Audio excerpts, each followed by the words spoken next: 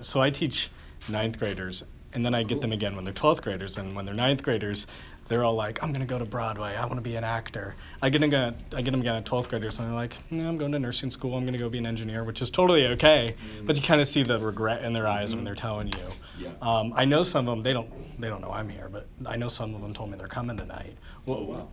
What would you tell a couple kids that they're on that path of self-doubt? I mean, I'll tell you that when I was at school, when I was at college, I was at Dartmouth, and Tony Kushner came to speak, who's if you don't know who Tony Kushner is, he's a very famous playwright. He wrote Angels in America, but he also wrote like a lot of movies like Munich, and he's a very brilliant man. He came to Dartmouth. I was really excited to go see him. I myself was on the fence. I was at an Ivy League college where I had parents who wanted me to be a businessman and make money, and were scared that I wasn't gonna, And Tony Kushner came and he spoke, and he said, when people tell you that you shouldn't go into the arts, that they're the devil. And even if they come in the face of your parents or your friends or people who love you and people who say they love you, that actually is the devil. And it was so profound to me because I had never had someone come say that to me. Everyone else had told me to have a fallback plan. Even sort of the most progressive people that I met were like, have a fallback plan, make sure. And here was this man who was very successful at what he did, telling me that I should just pursue a hardcore and view everyone who didn't want me to pursue it as an enemy in a sense. And it was the sort of dramatic take that I at the time needed to hear, because I was surrounded by so many other voices that told me so many other things that to get through that wall, I needed a dramatic image like the devil coming in the face of my best friend saying, like, we just want you to be okay. Right. So I mean, yeah, in that way, I'm a bit of a punk in my essence and in my core. I mean, I'm a bit of an artist and like a trickster, and I believe in sort of tearing up the status quo or what people expect of you. And so in that way, I do hope that I can share a little bit of that, which is, I do think that light that begins to die is so sad to watch, and I think that sacrifices sometimes do have to be made, but when you're what are you in ninth grade? You're like 14, 15, yeah. 15 years old, I think you can still live the dream a little bit, right? Right. Be broke and go live in New York or wherever and try to be an artist if you're in it for the right reasons. Right. So yeah, that's very sad to me. I mean, hopefully I'll give people some different perspectives, and hopefully you give them different perspectives. I've gotten some nasty phone calls from parents who are like, what are you doing telling my kid to go to act? Yeah. But I always tell them, I say, do what you want, it's your life.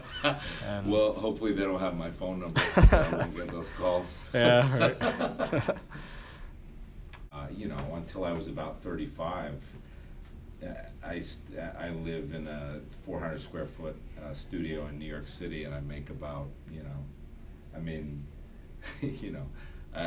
have been years where I've made like 20, 30 grand a year. I mean, the lifestyle of an off-Broadway actor is much more akin to a plumber than it is to like George Clooney. I mean, we are an occupation, we are a trade, we are craftsmen in a sense of a psychology of a character and things like that. But I certainly have been humbled in the sense of I sort of got too old to take myself seriously about my fame. Like, had I gotten famous and big around 25 or 30, certainly, I think I probably would be horribly ungrounded and but I didn't really get famous till I was 40, and by the time you get to be 40, you're like, we're all gonna die, so we're all sort of the same. And I'm very grateful to sort of be able to do what I do, and I've been doing it for a long time. And I think that the lucky thing was that I am in it for the right reason, which is the art of it, which is what I want to create. And so I'm continually humbled by just wanting to do better and better work too. Like, I just want to create something I just want to continue to create beautiful things that move people, that experience catharsis. And so in that way, I have something called like the divine dissatisfaction of the artist thing, which is just this thing where it's like I'll never sort of reach a place where I'll be like, yeah, I'll always have this neurosis eating inside me, which is like, you can be better, you can be better. And so, yeah, it keeps me very grounded. And, I just think that, yeah, and again, the thing with young people is there is such a pivotal turning point, I think, at this age, like certainly at the college age, and it was for me.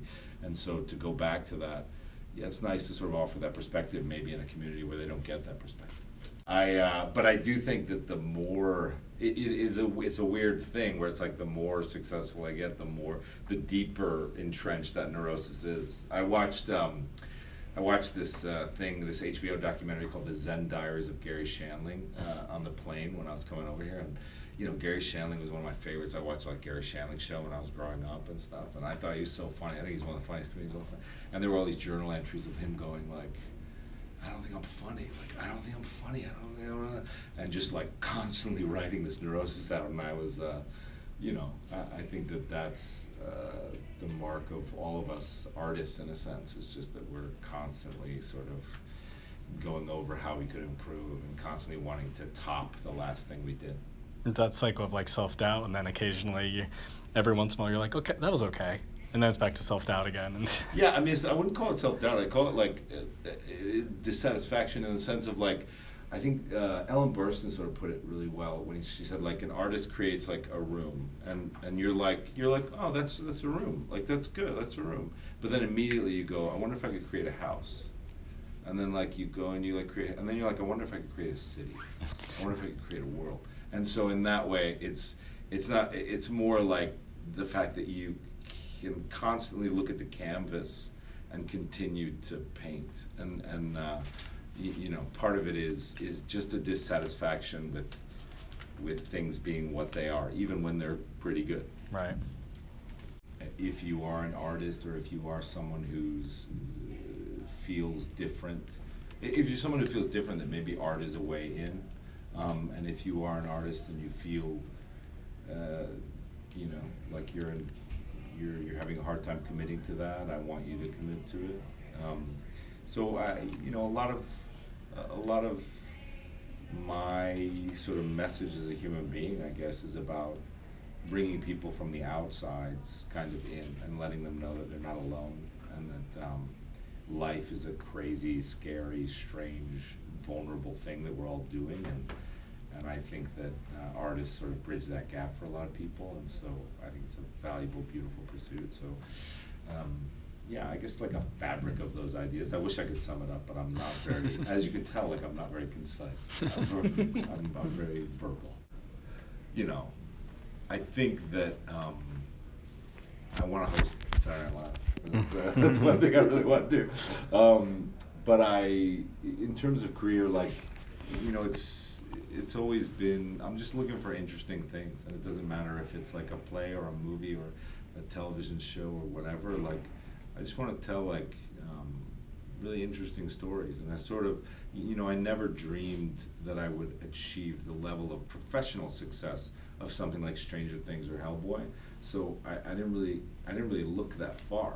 So to imagine, like, I've already exceeded where I thought my career was going to go. So I can't even look that far, sort of goal-wise. I just am kind of along for the ride, and I have a lot of projects that I'm developing that are just stories that I love to tell, that I think are really good stories, and I just want to tell good stories. Yeah. So wherever that leads me. I mean, I thought it was going to be a huge bomb.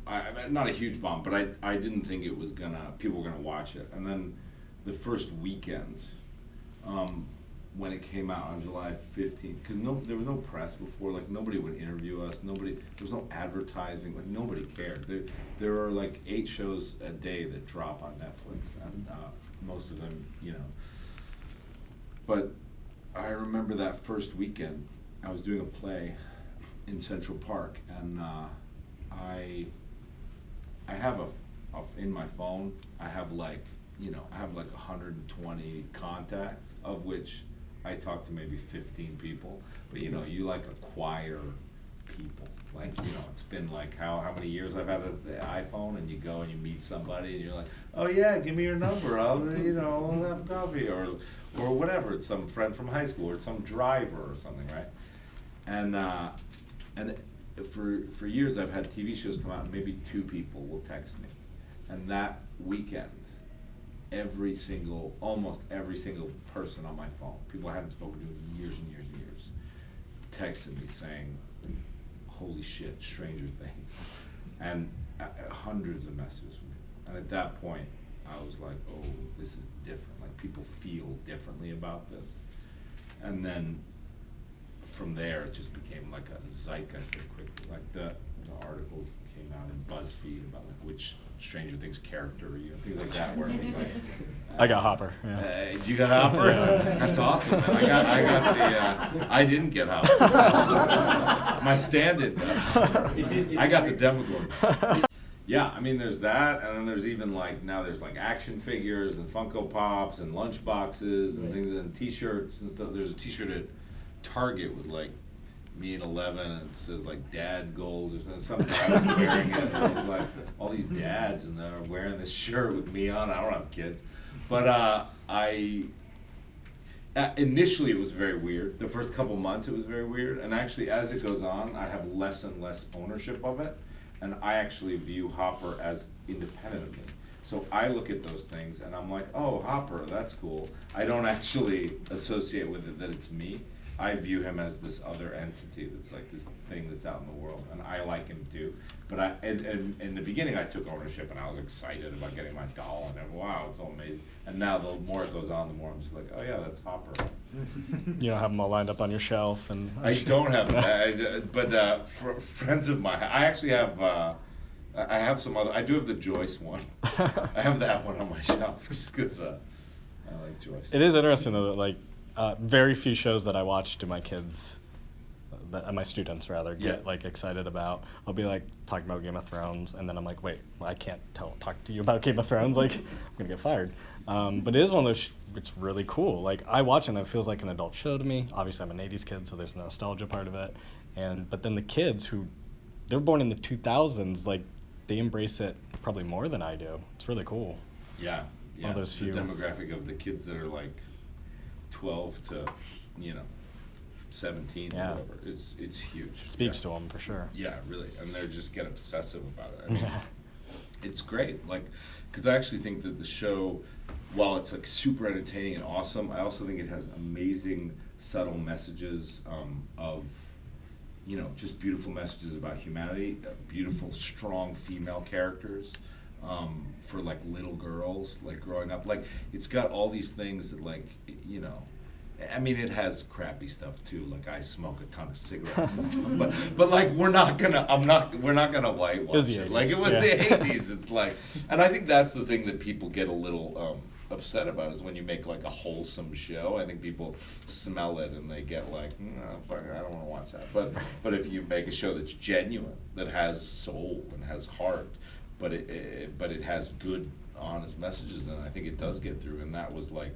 so I'm so proud of kids watching it too. It's something that like I would love my kids to watch. Yeah. As soon as they get old enough. I mean, there are kids that come up to me that are like, the kids are like 6 and 7. I'm like, how do you, like, you're not scared of that thing in the walls? I don't care. I think that's a little young, but like the teenagers, I think it's great. Right. Cool.